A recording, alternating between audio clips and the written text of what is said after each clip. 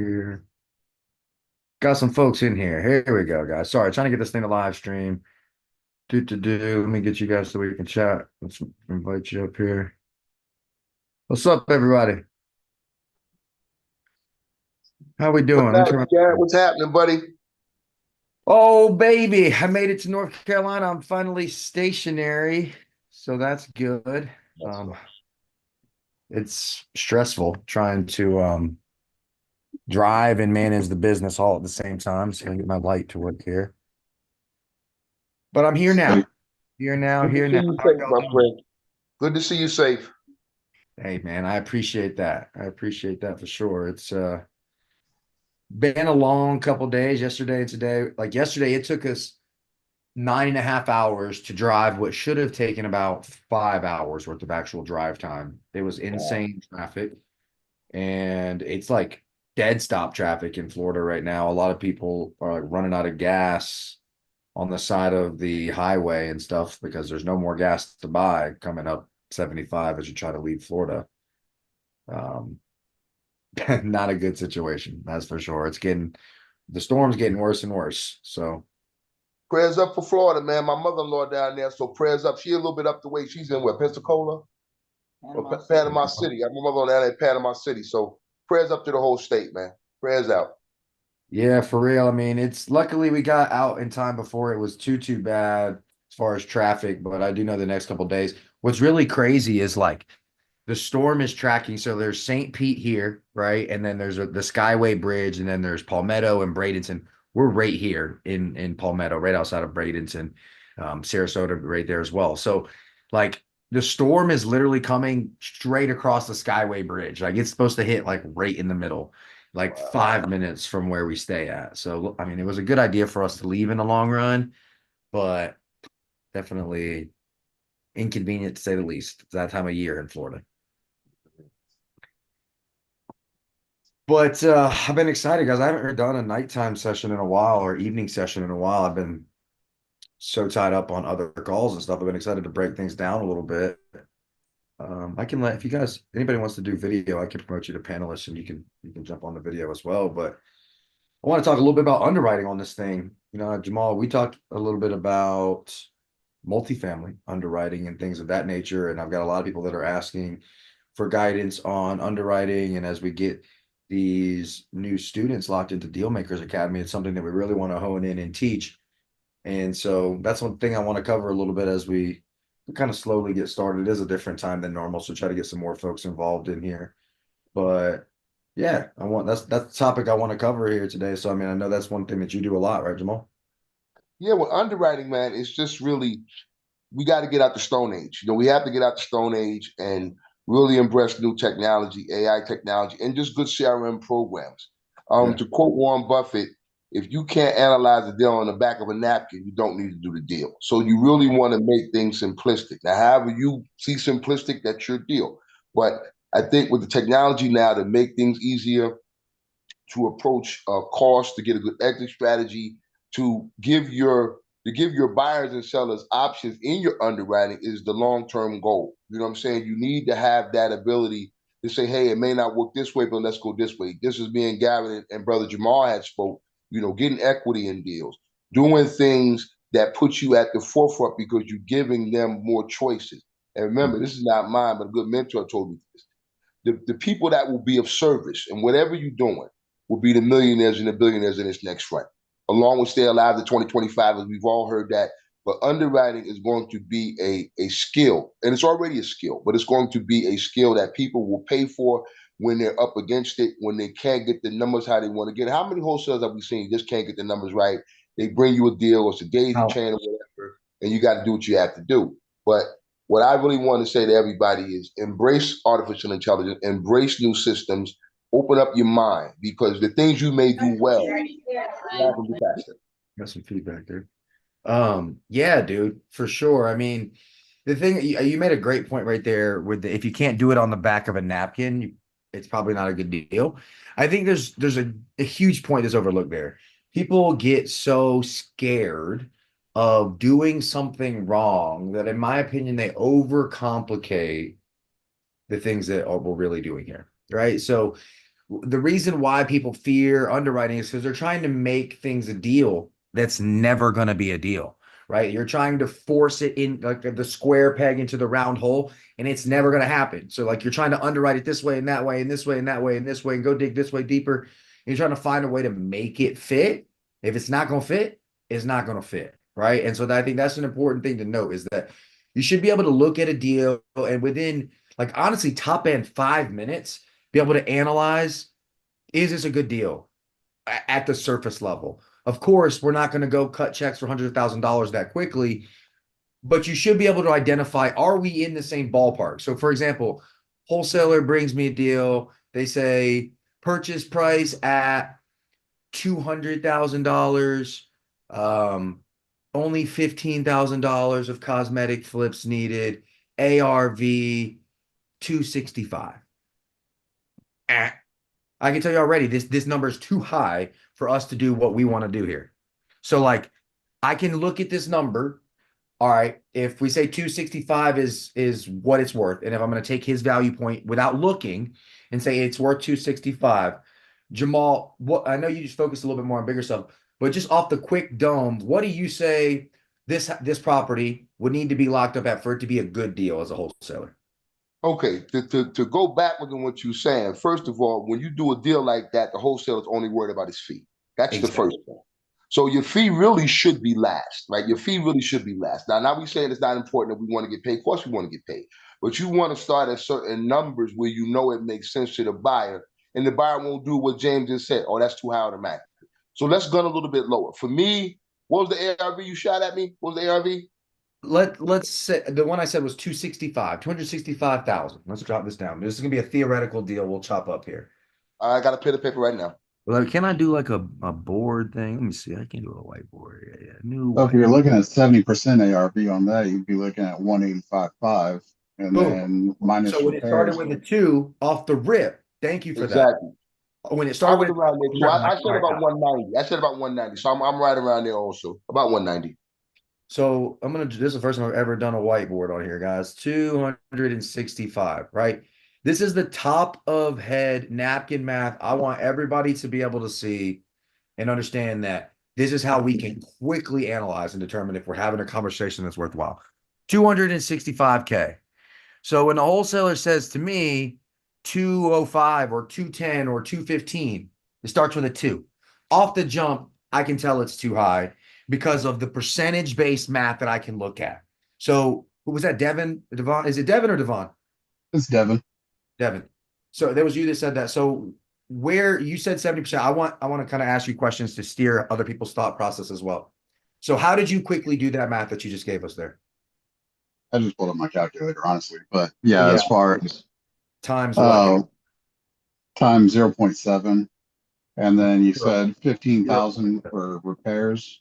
So I subtracted that. So that gave me a 170, 500, Okay, so give me this math. Somebody, if you have your calculator, 265 times 0.7, you said was 185.5. 185. This is hard to do with my finger. That's interesting. 185, 500. I wish I had a pen. I need to get an iPad out. So 185.5. The reason why I could tell you off the rip within 10 or 15 seconds is this is a good deal because I could do the math in my head enough, close enough. This is what I'm going to do first. So you guys see my whole train of thought. I'm going to say, what's half of this number? Right? So 50% of this would be 137.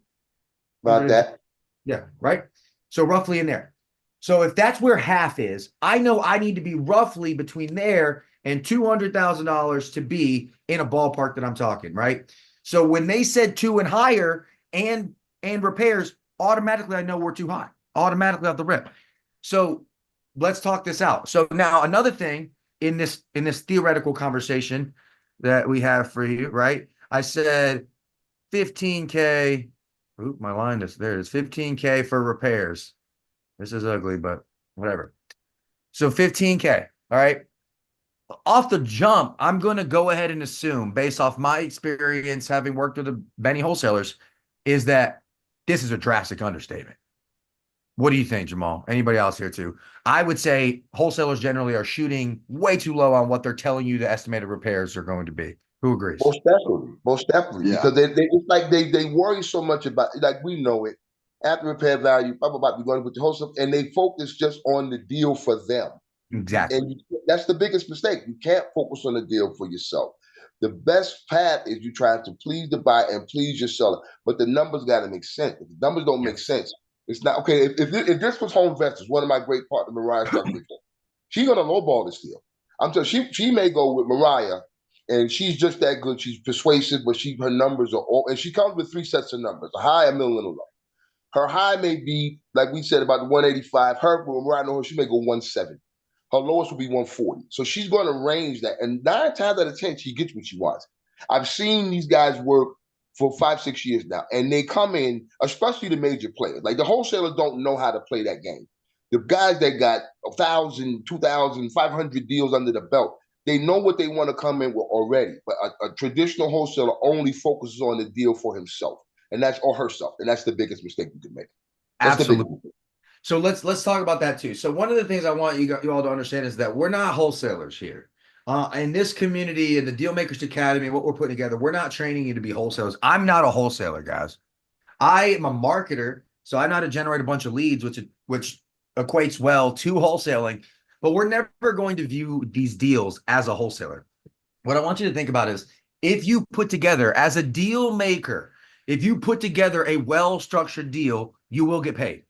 Period. Even if it's only 10K, even if it's only 5K, if it's a good deal and the numbers make sense, somebody will want to buy it and they will pay you in some way for it.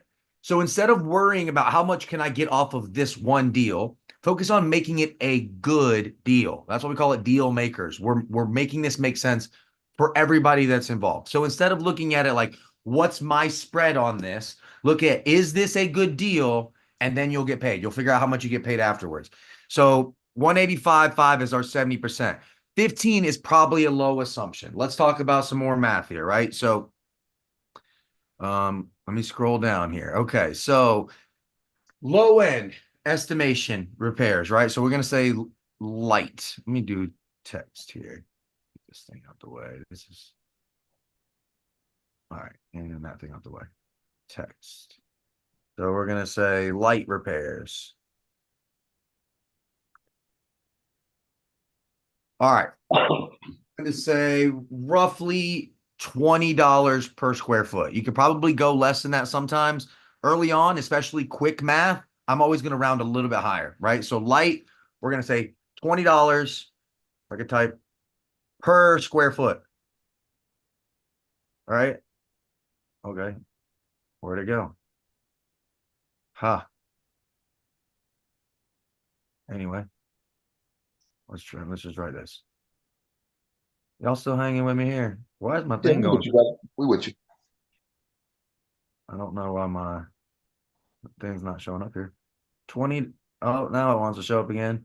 $20 per square. This is fun. Foot. It's ugly, but you guys get my point, right? So now let's say this same house is 1,740 square feet. So let me pull my calculator out. And I'm going to say, if we're going to assume, and again, this is all assumptions. Let's say the wholesaler sent us pictures. It really is relatively light. So we're going to say 20 times 1,740.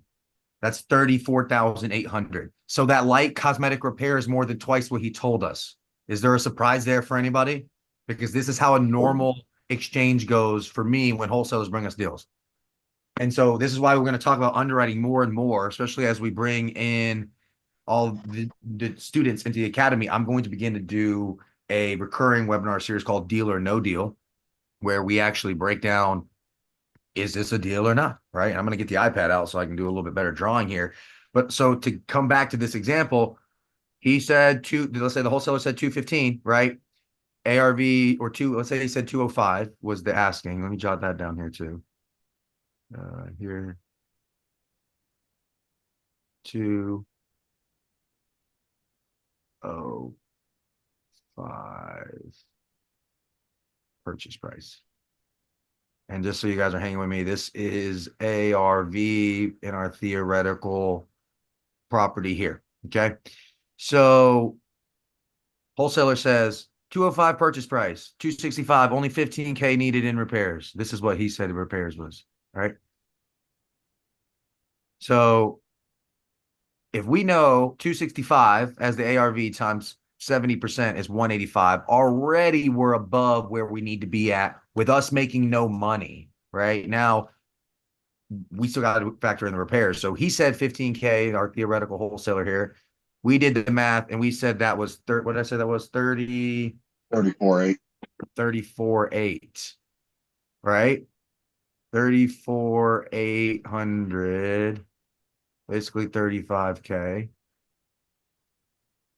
right? So now we had 185 minus our light repair, 185, 500 minus our light repair of 34,800. And again, this is probably a little bit high on a light repair, but I would rather you round up than round down, right? We would rather have a little bit more space there and still know it can pencil out quickly. Again, this is done. Once you get the understanding of this, you can see the numbers fast, right?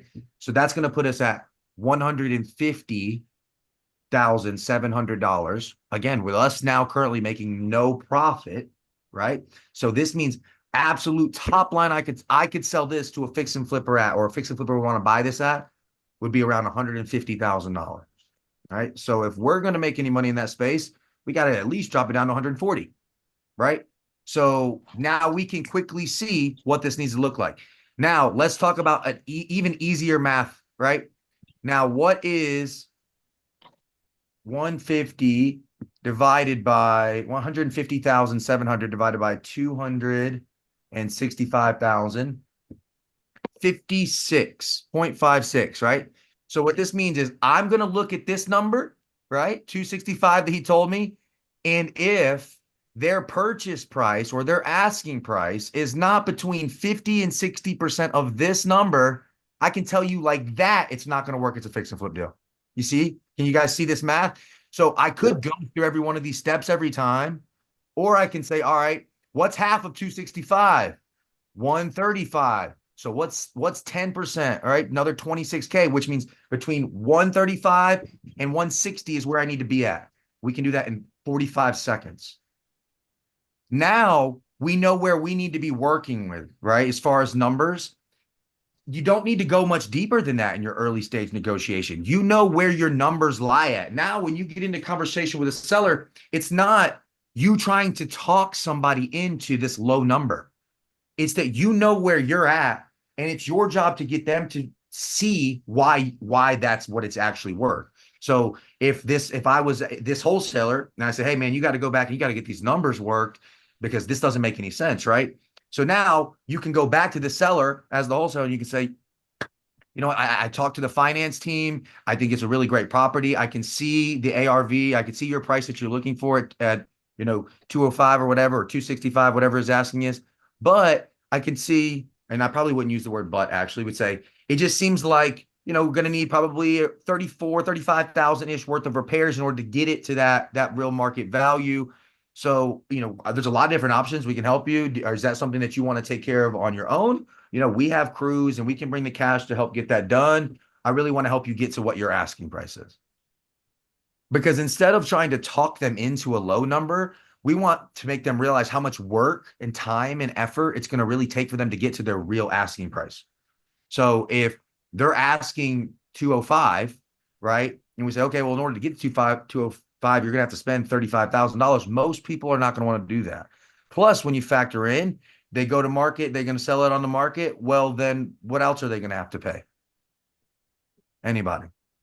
You know what was a good thing that I learned from the hedge funds when I was doing acquisitions with them? If with a lot of their properties, they was going for a lot of stuff that was 3-bed, 2-bath kind of that stuff, some single stuff also. But if it wasn't 25% of the purchase price on repairs, so far as the repairs, 25% of the purchase price, if it came, they wouldn't even touch it. They wouldn't even touch it, guys. They won't. Like, one thing I see that the big guys do with the numbers, they streamline their efforts. They know their numbers coming in, and like I said, like with residential, there's more emotion with a seller. I feel it's worth it. Okay, what you feel is not math. That's one of my lies. What you may feel is not math. And you're not trying to be rude, but you're trying to be direct.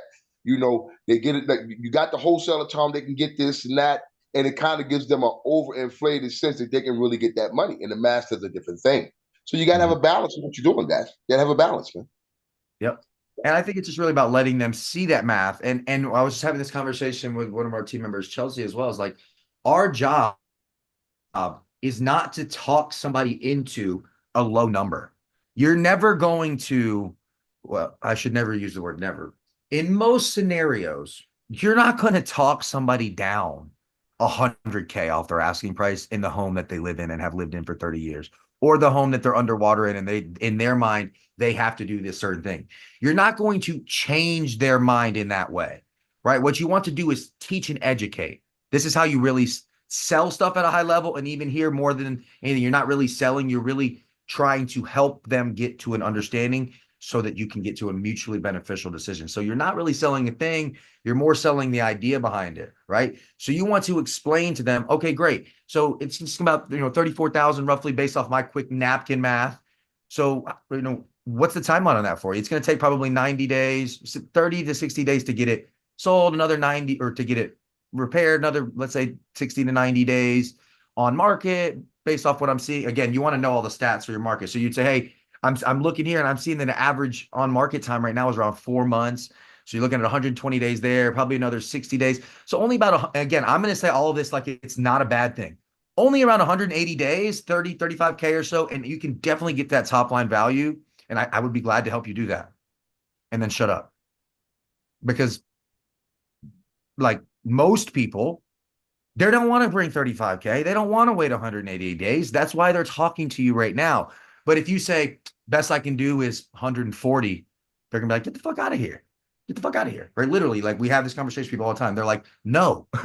Right? And it's because most wholesalers are just trying to hit them over the head with a low number, right? You really want to try to teach your way, teach them to understanding why it's not worth what they're saying so that they come back and say, all right, well, what is my option? What is the cash offer so that I don't have to deal with those headaches? What is that solution? There's Chelsea just jumped in here. Is that Garen I got in here too? Legacy on set. What's up, man? You got a couple people in here. What's up, bro? This is the man himself. Let me get you so he can see you. Man himself over here. I'll probably make you rejoin as a host, but yeah, or as a webinar panelist. This is the guy to talk to about closing deals. What's going on? How you doing, brother? Good. It makes me want to exit out so you can't see me. Sorry. All good, dude. How you been, man? Good, man. Closing deals, I know. Yeah, like crazy. Like Tell us crazy. about something you've been hitting this week. Yeah, dude. So, I mean, right now I'm busy. We're busy training 2 new closers.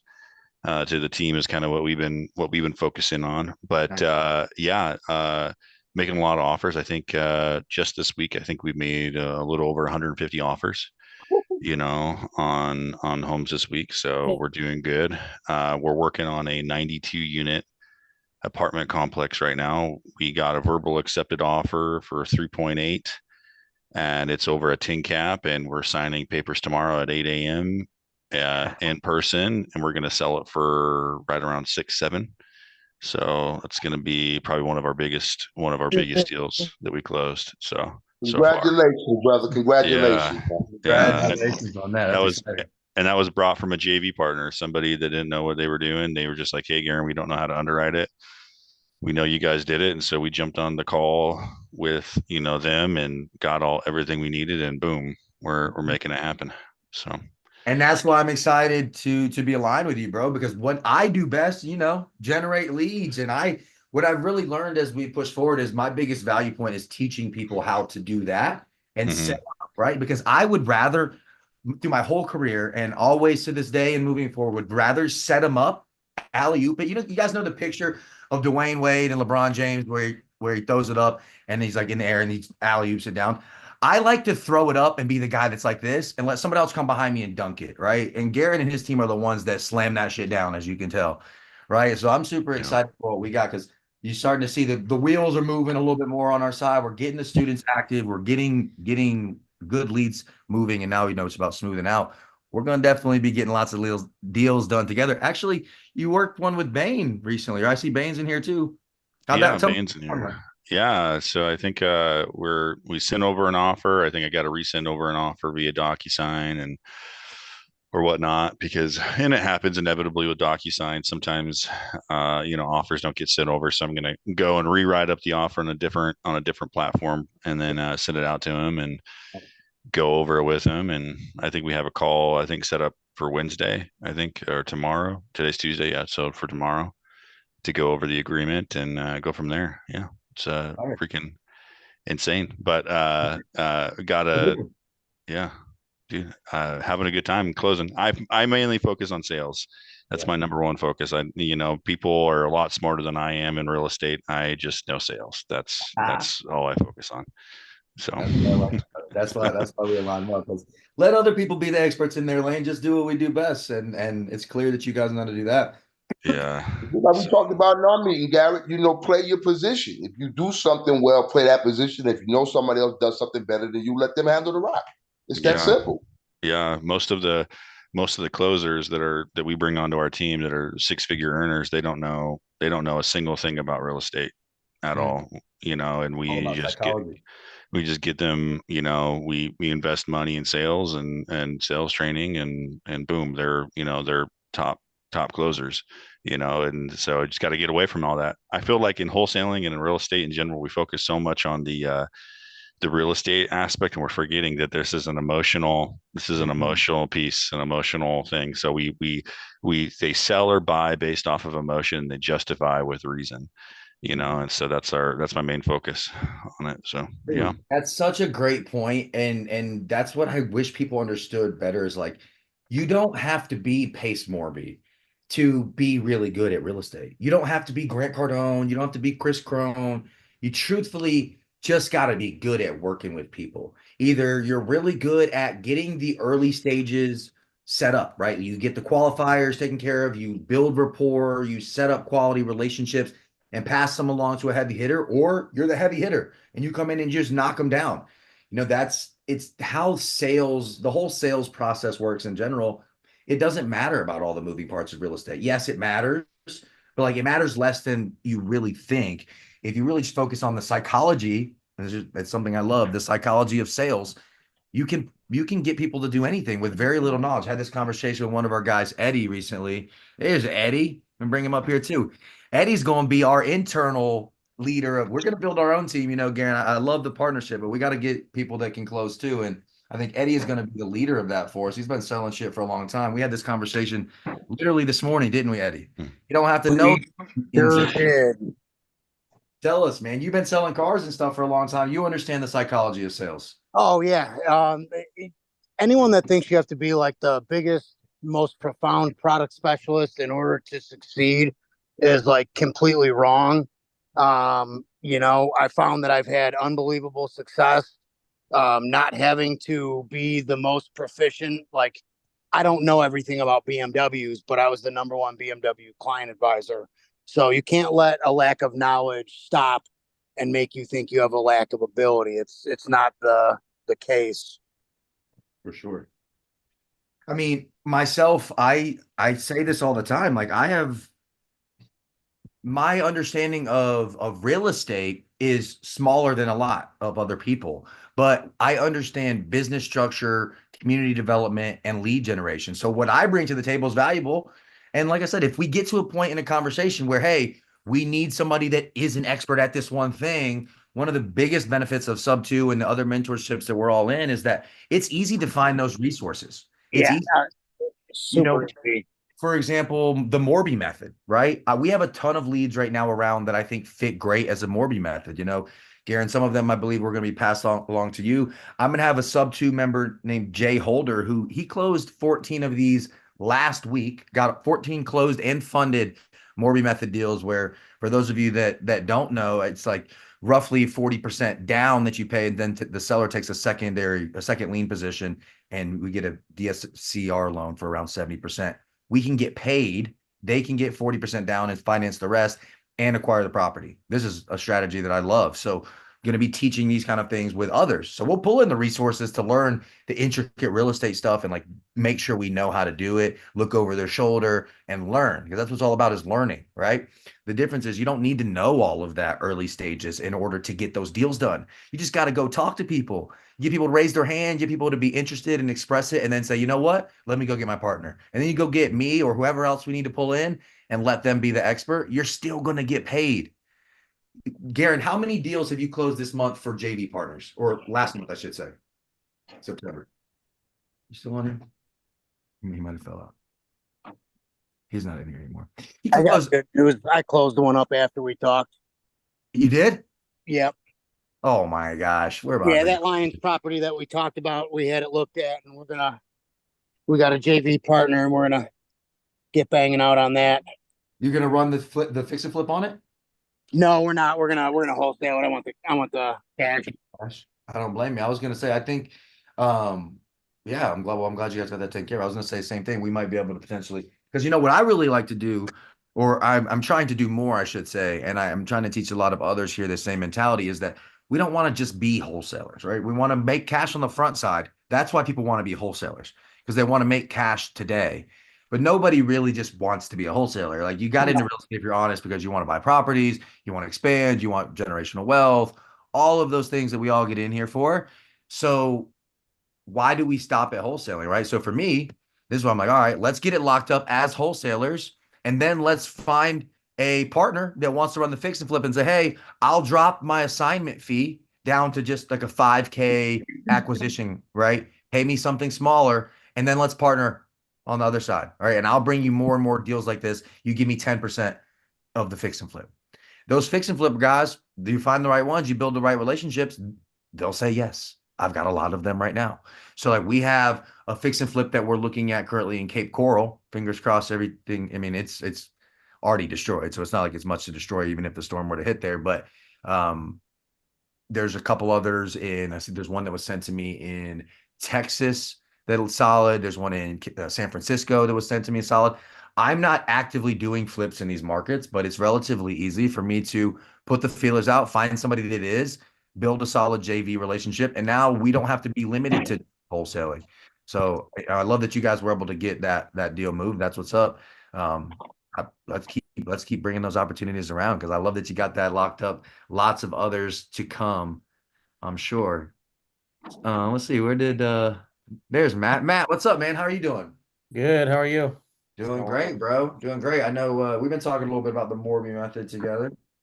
You got a few deals that might fit that way, right? Yeah, I've got a few that look like they would pencil. I just don't know how to do them. Well, so truth be told, especially being early stages where you're at, you probably don't need to be doing the intricate builds of that. This is why someone like Jay Holder is great, right? Somebody who is an expert in this lane, and then can like teach and do for you even more than anything. It's more about like letting somebody else do it. And you look over their shoulder. Hey, what you doing here? Hey, can you show me this? Hey, can you teach me this? Because then it gets much, much easier. We can understand conceptually how to do something, and still it will always be better to let somebody hold your hand through the first one. It's what I do. It's what I've always done. It's what I'll continue to do. It's the same thing I'm going to do for you, Matt. Like, you got to hear Garen a little bit there. He fell off, but we're going to get some of those appointments scheduled with Garen, and he will close those deals, bro. 100%. He'll get those deals closed, and we will be able to get paid however we choose to. I'm really trying to acquire a lot of these properties that make sense. The things that you're working on in Kansas City, I have a partner, Chad Cox. Shout out to Chad if you're out there. I know he's not watching because I know he's at his son's game or practice right now. But Chad is actually heavily working in the Kansas City market. So I know that we have people lined up that will partner with us to run these deals, these Morby methods. It's just a matter of bringing the leads, right? So for those of you that are really drawn to me, like, can I talk to you about the psychology of sales and how to close deals? 100%. I've closed several $1 million worth of shit. My individual self over the years on digital marketing, all fronts. But what you really will get the most is, how do we just get the right leads set up and let somebody else do the hard work? If I can make even 10%, think about this. If all you did was make a phone call to a seller, you run a 15-minute, 30-minute discovery call, and then you set an appointment for Garen or his team to close it, right? And even if you only make 10% of that, right? But their average spread, they do a little bit bigger deals, more than just wholesaling. So let's say the average is around 30 for Garen, I would say, but he does real big stuff. So let's say you only made 3 grand, right? 3 grand off a 30-minute conversation. Is anybody going to say no to 3 grand for 30? That puts us at a $6,000 an hour rate. Would anybody say no to $6,000 an hour? No. No, Not hell no. Hell no, a right? fool if you did. But You'd be a fool if you did. you're absolutely right. But well, you know what's absolutely crazy to me is that people will say 10% is too small. Like, what? You're not going to get this deal done without us. All the resources, all the tools, the closers, the dispo, all the systems that we have in place to make this smooth for you. All you did, make 30-minute phone call. And then people say, well, 10% is too small. Because they're looking at they're small minded, right? They're looking at this one deal. And that's what I'm limited to. But y'all just heard Garen tell you he made 100 plus offers from his team this week over the past 7 days. That's awesome. Insane. That's insane. They're closing ridiculous amount of deals with a ridiculous spread. So, Matt, could we figure out how to go do all of these Morby method deals ourselves and put it all together? Yes. Am I confident that I can break down for you the underwriting on how to do it? Yes. Will I do that with you so you can learn? Yes. Are we still going to hand it to Garen and let him cross the finish line? Absolutely. Because that's how it's supposed to be done. And when we understand that, we'll do so many deals. I've got all of the pieces to make that shit easy for y'all. We just got to be getting them moving. And you're already doing a really good job of that. You got a lot going on right now, right? I have 5 opportunities where if they're on the phone with the right person, I'm pretty sure they're going to say yes. They've already kind of basically said yes to me. I have an 18 unit, a 10 unit, a 6 unit, and then 4 duplexes in an 8 single family portfolio where Oh, Matt, let's it's get either all of Morby it. method or seller finance. I just don't know how to take it from the point I've got it at to the next step because I haven't done it yet. Yeah, that's where a closer comes in for sure. Yep, that's where we bring in the heavy hitter, right? And we'll let Garen come in and close some of these deals. Obviously, Eddie, as we begin to build out more, we'll get you into these where we can. I really think, Eddie, that you will be the internal equivalent to that, to what Yeah. Garen externally. I know Absolutely. that, and you've done that in the past. So we're gonna make this smoother internally. But for now, guys, truthfully, like Garen and I have been working together, been setting this up because he's already awesome at his side, and I know that I'm great at my side. And I was like, how do we make this easier for people? Because there's so many people just like you, Matt, that come to me, have deals. They're like, I've been talking to this person. I know that we can do something there, but I can't get it there myself. Even Bain, right? Bain, how big is that portfolio that Garen has a second appointment with? I think it's a 26 units total. We're trying to get it for 4.2 and sell it for 5.2. That's a hell of a win, right? This is Bain from Pine Richland, Pennsylvania. Say again. Is this Yeah, Bain from Pittsburgh, PA? yeah. Do I This know is you? Matt. I talked to you a couple weeks ago. I went to Hopewell. Oh, nice. How you doing, Matt? Love it. Yeah, good. We talked on Facebook like maybe 2 weeks ago. Oh, cool. Did we finish the conversation? I think we kind of left it open, but yeah, you graduated Pine Richland like Boom. 2013. Yeah. I do remember talking to you. I don't remember where we left off, but Yeah, I Hey, don't. that's my either. life story, bro. My life story. I haven't met many Baines, so I figured. Yeah, that's pretty unique. There can only be a few of those. I love Yeah, that. I do remember talking to you, Matt. Yeah, let's finish our convo. Yeah. Bain's got the deal. One of the first ones that set up Cam Engelhart, who I don't think is in here. He's been able to set a couple appointments already from Dealmakers Academy with Garen's team. Like they can handle the volume of appointments. I'm streamlining the delivery so we have a smoother pass along and everything. But y'all, we're ready to definitely crank those up. So Matt, let's after this, I'll get you the booking or information, like to fill out all the information.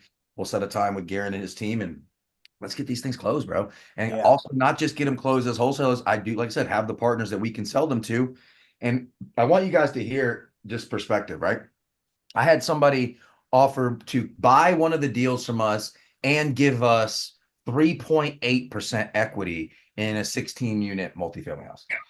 A lot of wholesalers and people would say no to that, right? 3.8%, that's nothing. Like I want more, right?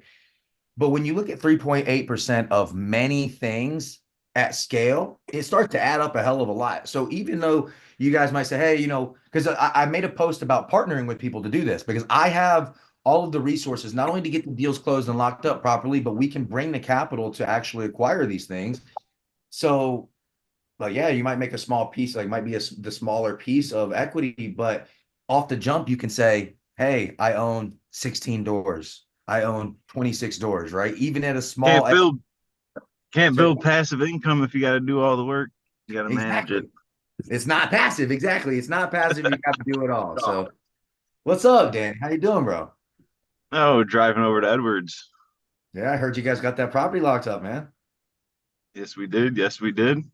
Love that. So, gonna head over to his house, powwow, hang some stuff. Let's just chop up that quick math of that deal. Before you guys got in here, I was doing just a theoretical deal, just helping people see how quickly we can break down the numbers of this.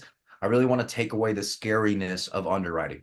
So give me just off the dome if you have it. What was the purchase price? Ooh, my light. 190.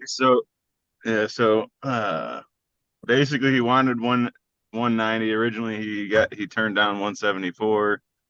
Eddie did a walkthrough, got some pictures, went on the high side. I think you looked at it as 39 a square foot on the rehab. Had somebody get some second eyes for the underwriting. And just so everybody on this line knows, this isn't something I do on a daily. I just underwrited this one, probably my second or third property. Hit it probably spot on. Eddie, what did he say? He thinks we're probably 25. Yeah, dead nut spot on. He thinks we could probably save 25 on the rehab, so knock that 113 Yeah, he said down by we're gonna 25. overcharge the rehab. So, but hey, as they always say, go on the higher end, protect yourself. You always be happier making more than, Okay. not making enough. So yeah, I mean, we panned out the numbers real quick. The ARV 496 is what we put it at based on the comparables in the area. We put it at 425 again, just to be safe. But even if we lock it up at 190, turn around and sell it for, I mean, at the minimum 220, we're gonna probably start at 260. So even right there, I mean, that was. So what I mean, did you total Eddie? How many hours do you think we got into the deal so far? 4 or 5. Love it. What did you say the repairs? Like you said 39. So what is that number? 39 a square foot, so about 113K on a 5,000 square foot, or right around 5,100 square foot, I think it is. It's 5,100 square feet. Yeah. I think that's at the total square footages. Yeah. Damn. So hold up. Let's talk about this. So we talked a little bit about pad split as an potential exit for this, right?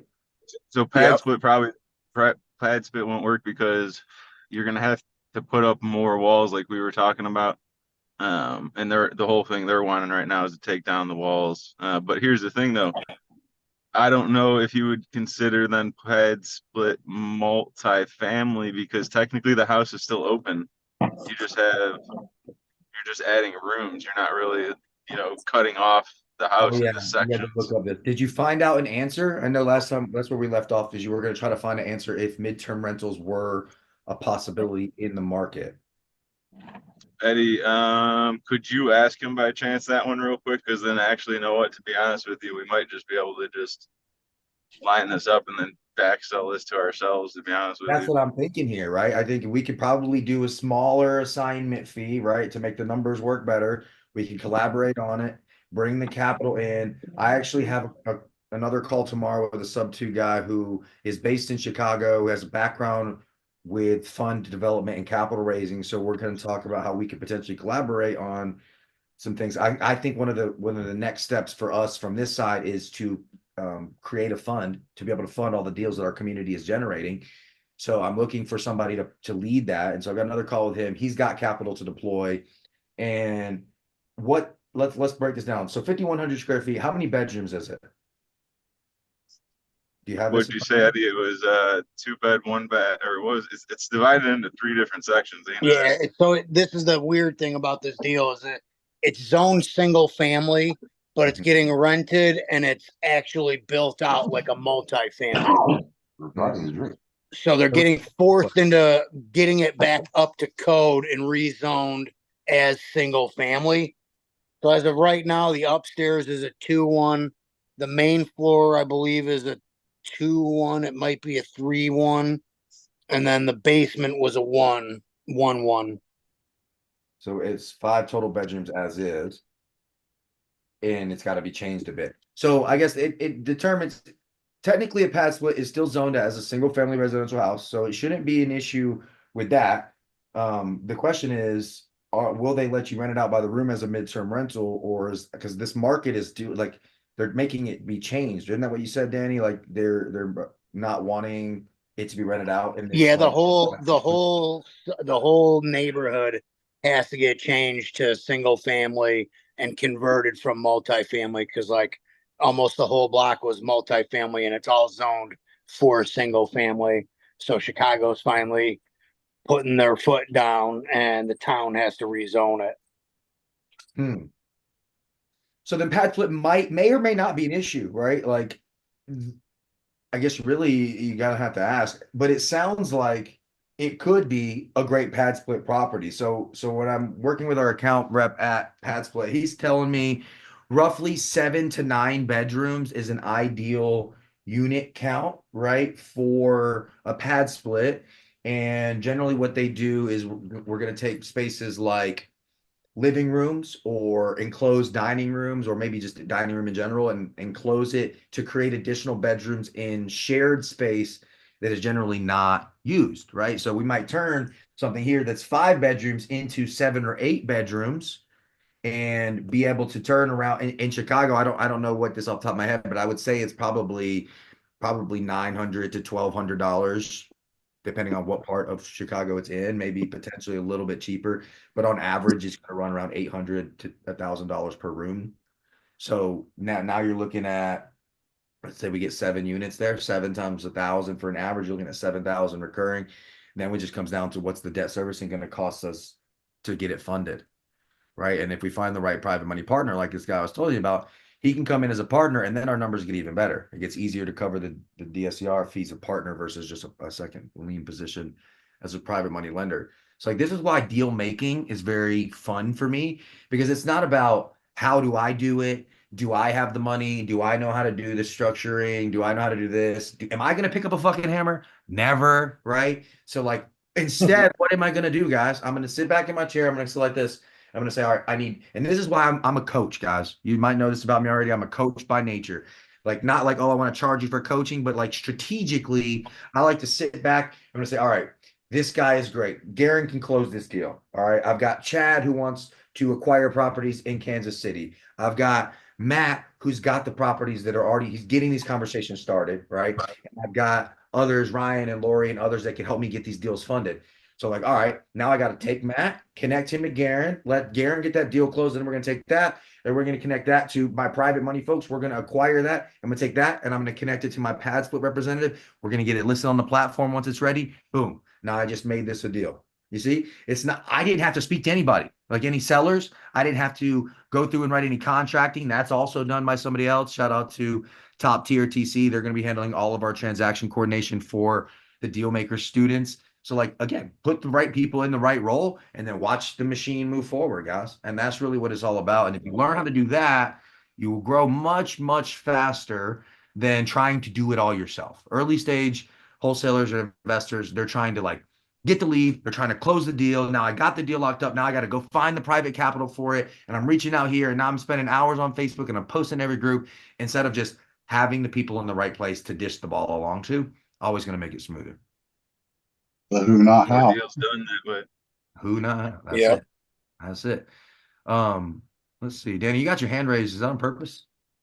I think I did that originally to unmute me. I got Oh, good. Well, let's start. So we got some new folks that are in here. Jared, good to see you, my man. Devin, I know we've chatted a few times. How can we help you guys, right? How can we get this thing moving? I know we've talked about getting the academy started. Anna couldn't make this meeting here, but we are going to be getting active on the phones, doing some direct to agent outreach. I've got a ton of real estate agent data. Some of it's kind of old, so like may have to get it skip traced or be some wrong numbers in there. But we've got plenty of people to talk to. So how can we help you, Devin? Let's start with you, man. Where are you at in your journey right now? How do you most need help currently. And I'm just trying to, as far as learn more on how to talk to the agents and be able to overcome the objections and stuff. I'm completely new as far as I haven't done a deal at all, but have been in the, as far as where you're talking about being the new wholesaler slash, Yeah.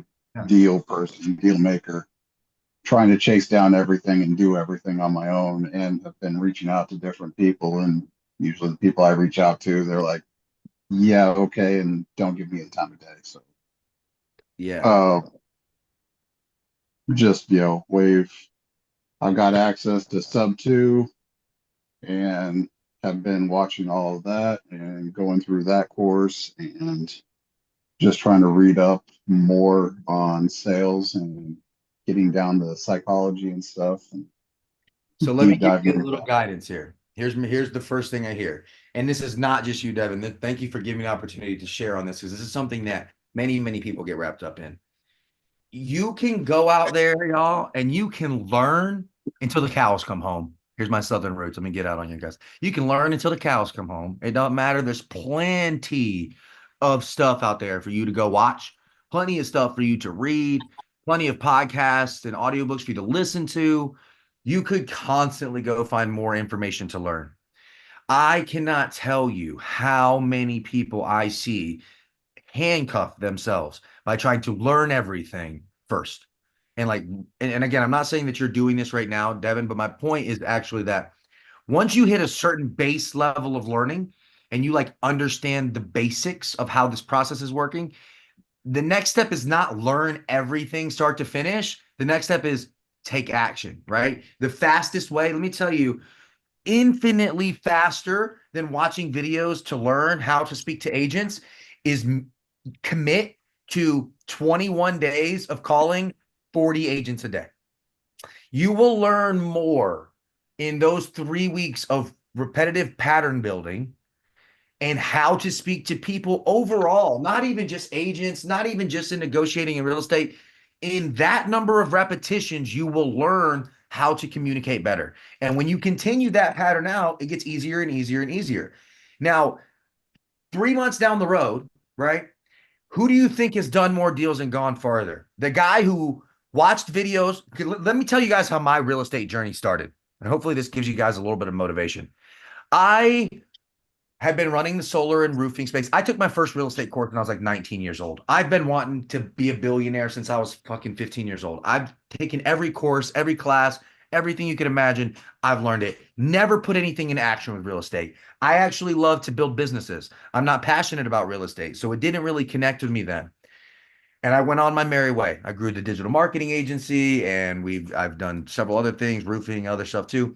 And we were doing the solar lead gen space, very similar to what we've been doing now, but the solar industry shifted, right? The rates changed, the people were a lot less trustworthy, and we weren't getting paid out. I got a lot of people that can attest to that, right? And so, end of last year, I'm like, I quit. Like, I'm done. I'm wasting money. I'm wasting time. I tried to drag it out for as long as I could for the sake of paying the team and like keeping everybody active. And I was just bleeding cash. And I'm like, you know what? I don't want to do this anymore. So I stopped. And I didn't not exactly know what direction I was going to pivot in, but I know that I already had this big lead generation system. So I knew that I was going to pivot somewhere. And so my close childhood friend, his name is Garrett as well. Growing up, we were the Garretts, and he's a general contractor here in North Carolina. He called me and said, "Do you know who Pace Morby is?" And I said, "This is January of this year." I said, "No, who the hell is Pace Morby? Never have I seen a Pace video at this time. Never have I heard his name." I said, "Who the hell is Pace Morby?" He said, "You don't know what Sub2 is?" And I'm like, "Are you going to tell me what you're calling me about?" Like, I don't know what the hell you're saying. And he's speaking a different language to me at the time. And he's like, "Oh, it's this mentorship, bro. You can buy real estate with no banks and no credit, and you can just basically take over people's mortgage." I'm like, "What? That sounds way too easy to be true." I'm like, "That can't be that smooth." He's like, "No, bro, there's this mentorship. I'll split the mentorship with you if you want to join." I'm like, "All right, whatever. I need something new. And like real estate's dope. I can get behind this." And so a couple days later, I'm like, "All right, we're gonna make a move on this." And like he starts dragging his feet. Like, oh, this and that. And I'm like, all right, fuck it. So I jumped in and bought it myself because I at this point knew that I want to do it. Still, at this point, when I swiped the card, when I gave him the card information, understand, guys, I had watched exactly 0 minutes of Pace's content. Zero, none, not one single minute had I watched his content, but I knew what I wanted to do. I knew this was sounds good to me. I did my research. I'm like, all right, boom, I jump in sub two. I crash course through all of the pace method, right? It's like a lot of videos, but like less than 4 days, probably I watched all of the videos and I'm like, damn, I'm about to go crazy with this.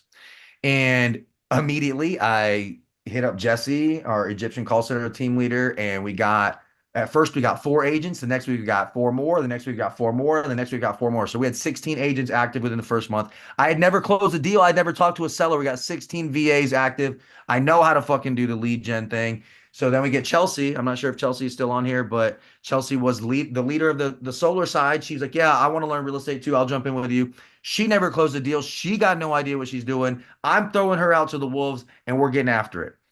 But guys, in taking action and burning money, understand, guys, one thing you'll know about me is they don't call me G Money always because I make the most money, but I certainly know how to spend it, boy.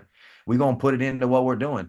So I'm spending money. We're learning. 6 months really of me learning, spending money, and developing this whole system better for the real estate side of things. But I got so much further in 6 months than so many people ever do, guys. Understand that what we have right now with 1,900 members in our Facebook group, getting 20 students, I think it's like 22 students right now, fully active into the academy. The amount of lead gen that we push right now is more than most people ever touch. I have met with more than 150 sub two students, probably more than 200 at this point over the course of this year. And at least 50% or more of them take 12 months or more to get their first deal. And it's because people get wrapped up in trying to learn everything. Guys, I didn't know shit when I got this thing started in comparison to some guys that are way better than me. Like I could have tried to study to be pace first before I took action, but I would still be studying.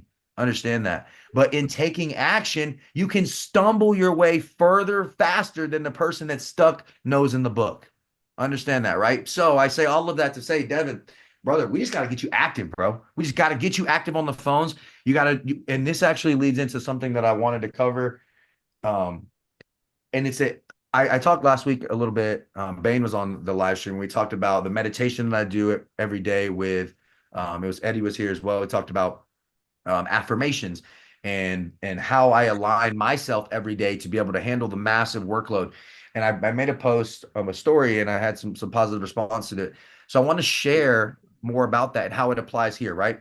So most people, if you're like most people, you have some level of fear of working the phones. It might not be like I'm really scared of working the phones, but when you go to make that first call, you're gonna have those little bit of butterflies. You're gonna have that little bit of I don't know what to say. I don't know. I don't know. What if they hit me with this and what if they hit me with that? Everybody has that. That's normal, right? So what I want you guys, the academy students and anybody that's watching this on Facebook, whatever, what I want you to do is learn how to compartmentalize your thoughts.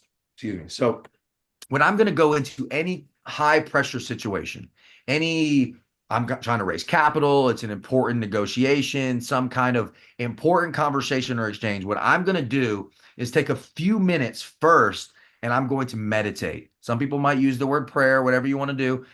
But in my meditation in this moment, what I'm going to do is visualize what I call an energy conversion box, right? So it's a large gold box and yours might look different, right? But for me, it's a large gold box, heavy golden lid. You open it up, it's heavy, right? Nobody else can open it. This is your box, right? I open it. What I choose to put inside, I close the box and nobody else can open it. Nothing else can allow these things to control me, right? So the way this applies to your business here more is that we're going to take a few minutes before we get on the phones and we're going to take all of the worries and we're going to put them in this box. The stresses of, I don't know what to say, the stresses of, I need to make money right now and I got to go close this deal or I'm not going to pay my rent. Like all of those things that you face, whatever they may be for you, put them in the box. Maybe it's relationship issues that are stressing you out. can be money. Money is a stressor for many, many people. And when you are stressed about money and you go into a negotiation about money, you're going to reflect your internal feelings about this into the negotiation. So you want to take those negative stressors, the pressures that you feel, put them in this box. Again, you got your eyes closed, your mind, you're visualizing this box, right? And I want you to see yourself put everything in the box. As many things as you can think of, as many things as you feel pressure, put them in the box. And then close it. And then feel yourself lighter. Feel yourself more aligned with your true self, because those conscious stress and worries, once they're gone, you can see clearly. Now you get on the phone with a higher level of energy. You get on the phone with more clarity, with more confidence. You might spend a few minutes while you're in that meditation and visualize yourself getting a deal. You visualize yourself having the perfect conversation with an agent. Hey, this is Garrett. I'm a local investor just looking to build relationships with agents that might have properties sitting around for a long time. If you have anything that you've been unable to move, I'm very interested in seeing this. Would love to chat more with you, blah, blah, blah, right? I'm going to visualize myself having the perfect conversation in this moment. Boom. And then I'm going to go get on the phones and not waste any time. If you use this energy conversion box in many different aspects of your life, you will quickly see how you can compartmentalize. I feel stress. I feel pressure. What am I going to do? I'm going to take a few minutes. I'm going to put it in the box. I'm going to come back to reality, and I can perform with clarity.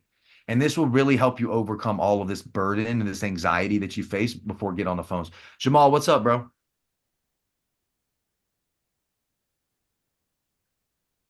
Oh, you're on mute if you're talking.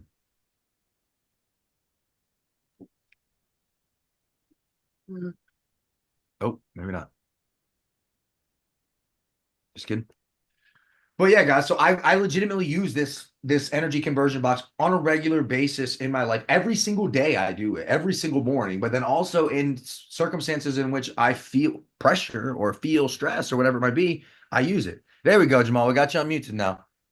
Yeah, but you touched the perfect point, man. I'm a big Neville Goddard guy. I'm a big Bob Proctor guy. But even with that stuff, you got to execute. So for Devin, just see yourself proud, like Gary already said, having the perfect conversation with him. But what you can lead with is, what does that realtor need? Find out what their need is. You know, if it's problem moving houses, if they got pocket listings.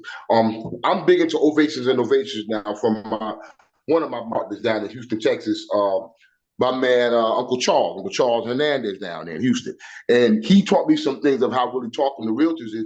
They're not in a position like us. Realtors got to get that paycheck. They got to get a certain percentage. So they don't have the freedom that we have. So what I would tell Devin is, find out what they need, right? And take notes on it. This guy needs to move property that's sitting on the MLS forever. This guy may have some pocket listings I can grab, right? Find out what they need. They can't hustle like us. They have a structured framework that a realtor has to stay in. You know what I'm saying? So if you can find a way to be an asset in that framework, you ain't got to call them. They'll call you. You know what I'm saying? They'll holler at you. Lead value. There you go. There we go. Yeah, it's definitely all in finding the pain points and, you know, being able to turn around and connect the dots and get them the help that they need, and, you know, help us along the way. That's it. That's it. That's why it's about connecting as much as it is about anything else. You connect to the right people, then this is why I am where I'm at right now within the real estate space, because whatever you need, you reach out to me and I can plug you into the person that can make it happen, because of my social presence and all the stuff that I put in for years on social media now makes it easy for me to leverage and connect dots for people. You're at a different point in your journey, but you can start the same thing right now. Listen, if you, and Aaliyah's not on here because she's in South Africa, so it's the middle of the night for her now, but she's normally on our 12 o'clock Zoom. She's my assistant. She's a phenomenal part of our team. She's 18 years old, y'all. She's a beast, right? When we first got started, she obviously was a little bit more drawn to the social media stuff, being so young. And so she started posting. She was basically at scratch, getting very little, if any, engagement, right? 30 days later, she's getting 4,000 impressions, right? And I think right now she's probably in mid-teens to 20,000 impressions a month within 90 days of getting started as an 18-year-old kid, zero expertise in real estate, just simply by engaging. So like, maybe you might find you don't want to be a closer. And this is what I want. I want to tell all of you guys that are listening, from somebody who is a closer, a sales guy, blah, blah, blah. It's okay if you don't want to be a closer, guys. It's okay if you don't feel like I want to negotiate with sellers. I don't negotiate with sellers. Understand my sales style, my communication style in general is better suited for CEOs. It's suited for business owners. We talk about numbers. We talk about raw factual information. Homeowners, that's not what this is about. This is an emotional game when you're working with sellers. And this is what Eddie mentioned earlier as well, is that like they make emotional decisions, right? They're deciding based off of what they feel in the moment. So you need to be able to communicate. You might find that's not your skill set. You might Not find mine. yeah, right. And that's okay, bro. We've had that conversation. Like, you don't want to generate leads. You might find some things that I don't like this skill set. I'm not a closer. I'm an integrator. I like to build it. Maybe you're like me and you like to be the coach. Maybe you like to find the power players to partner with. You put them in the right place and you sit back and you watch the thing run. And then when something breaks, what do? You jump in. This is why I'm everybody's firefighter and why I've got to find other leaders, because if something breaks, what do? They say, yo, G, come fix it. I dive in and I fix it, right? Because I've taken the time to understand the system. I built the process. So when somebody struggles, I can help them. Instead of having to play their role, I can be the assistant to them having success. So it's okay if you don't want to close the deals. You don't have to do that. You might find you want to instead spend 4 hours a day hyper engaging on social media to build a network and become a super connector like I have been able to do.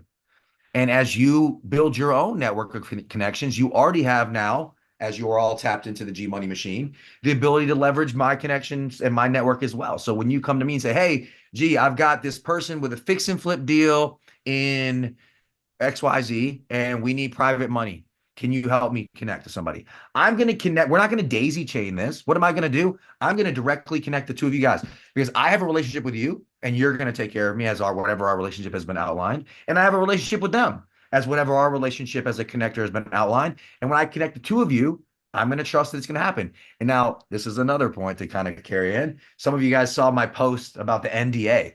I got like people that were literally on my ass because I tried to like give the guy some comfort of an NDA, right? So like I'm just trying to make it so that we can all feel confident in working together. And if you're going to play that connector role, you got to make sure that you have things on paper. Otherwise, you open yourself up to liability. You won't get paid.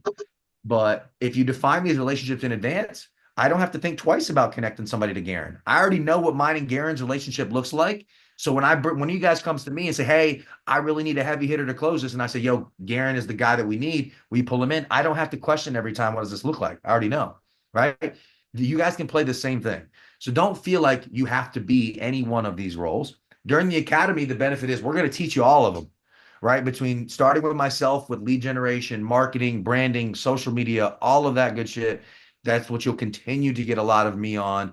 I do have an expansive background on the phones. I've never really done much direct to seller here in real estate, but like I have made thousands and thousands and thousands of calls in my day.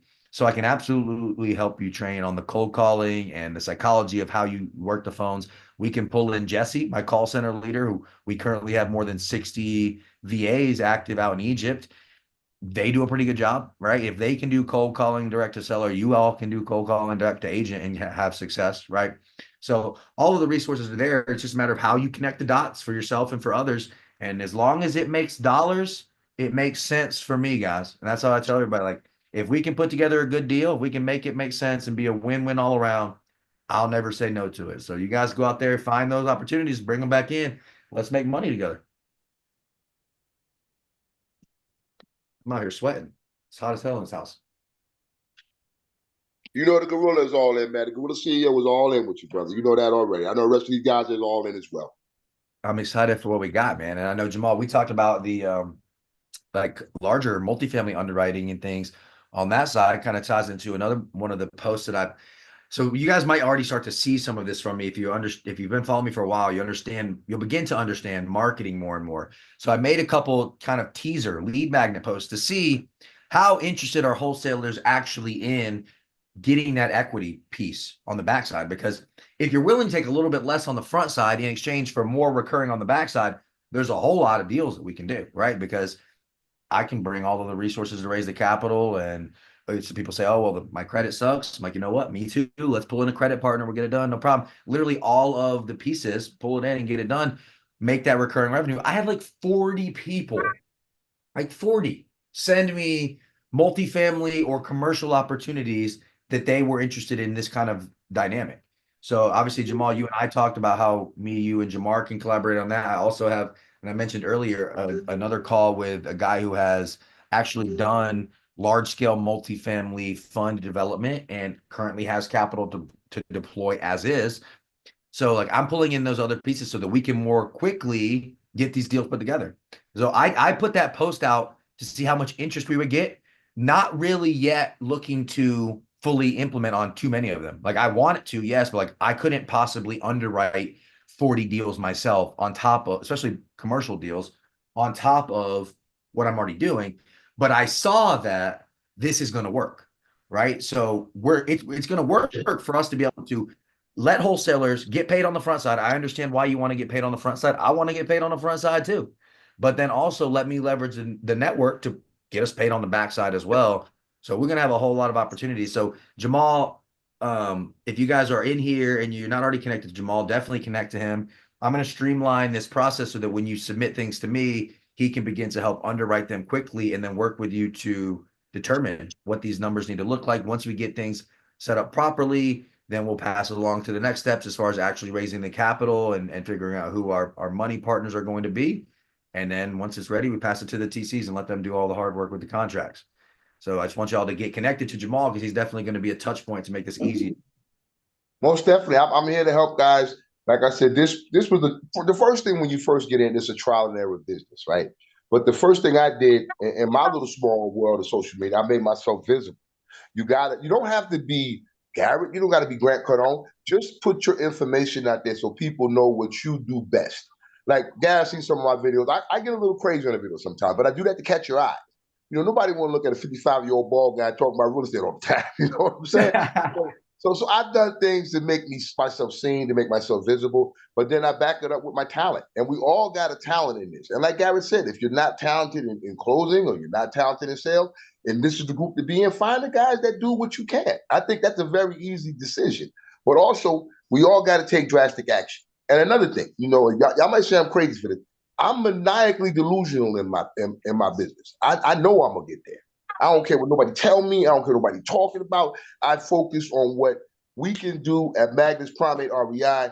We do the best job in our space. I don't worry about nobody else's space. Nobody else's, you know, you watch your competition, but I don't dwell on that long. I'm my own competition. And that's what we need to tell ourselves. We are our own competition in this business. That we're gonna make the moves that we need to make, the connections that we need to make. And like Gavin said, take a lower wholesale fee just to build the relationship.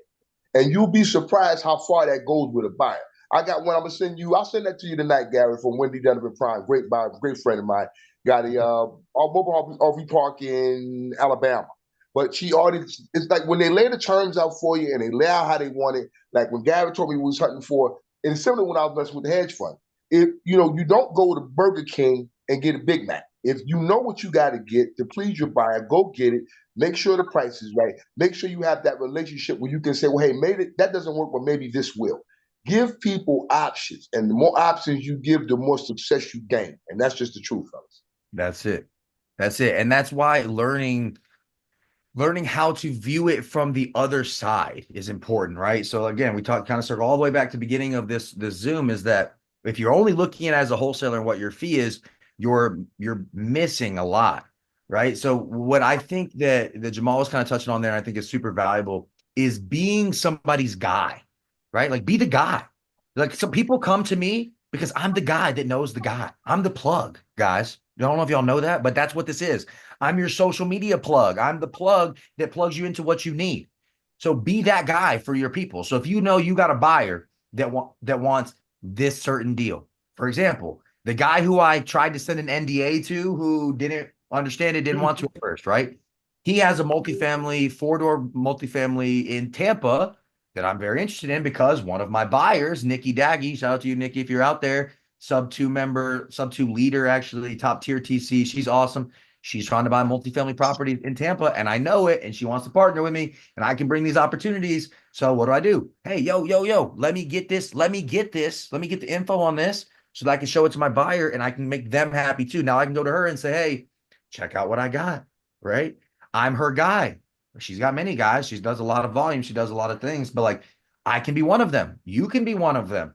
But until you know what your person needs, then it's hard. It's hard if you're just out there swinging at everything that you possibly can. Find out what your people need. Be the guy that can bring them the opportunities they're looking for. And in turn, you're going to get value sent back your way, whatever that may be. Sometimes it might be equity. Sometimes it might just be a wholesale fee. Sometimes it might be a combination of both. Sometimes it might just be a connector fee of $1,000 for the sake of the relationship. But if you're continually offering value, there might be a time down the road when you need a relationship that that person has that they can give you that they'll gladly do because of what you've already done. It's called an emotional or relationship bank account, right? You got to make deposits into a bank account before you can make withdrawals. This is a huge downfall of what people do when they try to do this connector or social networking game, is that they're always asking for something. They're always trying to get what they want instead of trying to really lead with the value of finding, how can I help this person, right? And I think that's a huge thing to focus on, is like, as long as you're finding ways to add value, you're gonna make money. It's how the universe works, guys. Money is just a reflection of value exchange. And if you exchange value, you will make money. What's that book, The Go Giver? The Go Giver. Yeah. I Yeah, haven't read it yet, actually. It's on my list to buy. great Yeah, book. It talks exactly about all that. Yeah, and you're spot on with that. Literally, like any of the people that I've trained under that, in my opinion, were the best at what they do. Were all of that giving mindset and that karma currency. You know, That's you do things for the right reasons, and the right things will come to you freely. It's the law of attraction. It's the secret. It's what we could talk endlessly about this. You know, this, what you put out, you will absolutely bring back in, right? In Yep. anything. You put out negative energy. This is why when some of y'all saw me get attacked on social media recently, I didn't say anything about it. Because putting negative energy out in the universe, it's going to come back to you regardless. I don't have to do anything to give anybody else what they deserve. It will all happen for me. It'll all happen for them. It has nothing to do with me. So when you put out energy, positive energy, you put out value, you give, you supply. And this is why I'm always confident in what I'm doing, because y'all, I couldn't possibly try to give any more of myself to others.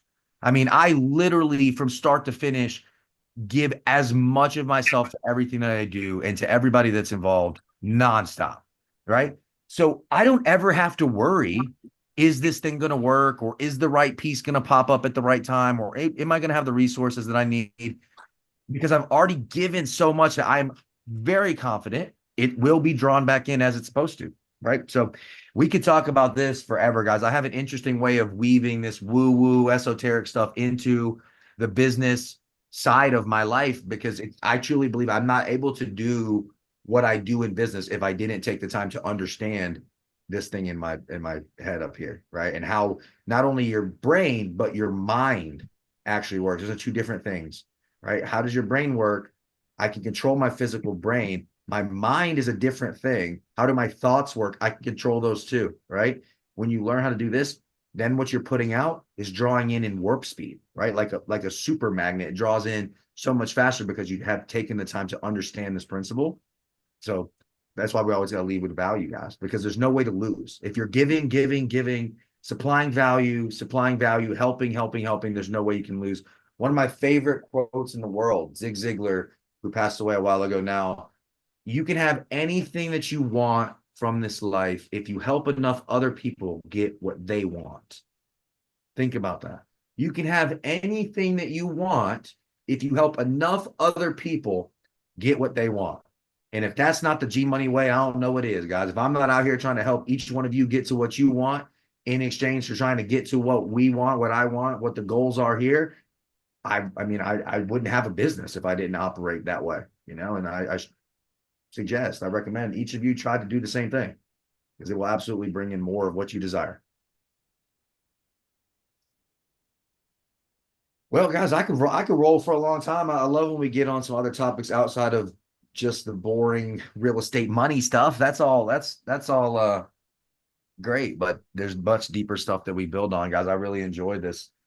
As we approach an hour and a half. Truthfully, I got to eat something. Your boy is starving. I've been on the run for a couple of days, but this has been another great conversation. I think I'm going to start to do a couple of these at the evening times throughout the week as well, because it gets a little bit more availability for some others, and it's good. Different crowd of people, different conversations. So I really enjoyed it. One thing I'll ask for you guys as we start to tie this up is like, share this if you can. If you see the video on Facebook, share the link, share the Facebook group. If you find any value in the stuff that we spit here, help me get other people here, because it grows what we're doing. And that's the value exchange that, I seek to give. Like, we want to supply value. Let's grow together. And in turn, oh, so I'm like having a dog fight out here. Oh, I think they're good. But yeah, so if you guys will share this and really do whatever you can to pass this value along to others, it would mean a ton to me. I will be active again tomorrow at 12 p.m. Eastern time. So we'll be active earlier in the day. We'll be getting these agent lists that I mentioned broken out to the deal makers students. So you'll get a list of agents to call through, and we'll begin to make those moves. We'll have some text messages going live. If you have multifamily opportunities, or if you just need help with underwriting in general, reach out to me, reach out to Jamal. We'll work on helping you get these things done. We'll continue to do the napkin math that we did kind of earlier. If you have a deal that you want to break down, bring it. I don't care if it's at 12, it's at 6, what time this meeting is, bring it. Let's talk about it. We'll quickly run napkin math, but then also we will start to dive a little bit deeper on a little bit more of the comping process. So these are some of the focuses I have moving forward. Underwriting seems to be a big holdback for people. So that's what I'm going to really focus on teaching the most, is how do we underwrite so that we know that we have good deals, and then how do we project the proper exit strategies so that we can actually sell the deals that we lock up. So this is a lot of what we're going to be pushing forward. Starting next week, we'll have what I'll be titling our Deal or No Deal series, where once a week we do nothing but break down, is this a good deal or not? So you guys, as we have the students bringing more opportunities, or if you're out here in the community and you're not a student yet, definitely still join these, definitely still bring them. If we can supply value and help save you from locking up a bad deal, it's still a win for me. So much love as always, guys. I appreciate y'all coming in. We'll definitely be seeing much more of each other as we push further and further along. If you need anything, you know where to find me. Reach out to me on Facebook. I will align with Aaliyah if we need to take any action and get things done. She'll help make sure that happens. Other than that, share what you can. I appreciate that as well. And I will see you guys tomorrow, 12 p.m. Eastern time. Much